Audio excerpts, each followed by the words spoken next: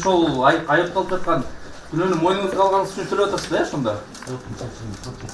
Давайте сначала приговор выйдет, потом будет комментировать все. Так, пожалуйста, выйдите видео, аудио.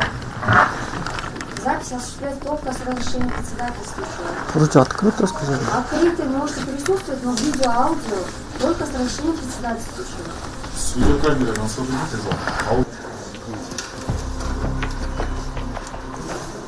Сот тар болгондуктан башка бөлмөгө жылдырууну сот айтып журналисттерди чыгып кетүүгө чакырды. Бүгүнкү күндө башка залды издеп атышат.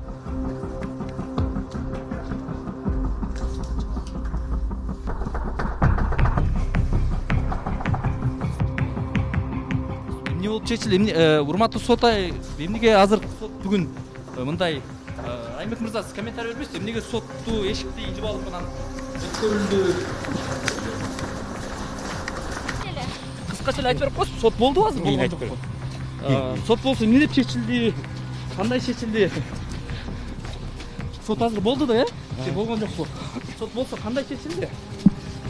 Жооп берип койбойсузбу комментарий? Өзүңүздөр көргөндөй, машинеси менен зуу койгон ойдон кетти. Бул жерде журналисттер суроолорго жооп берген жок.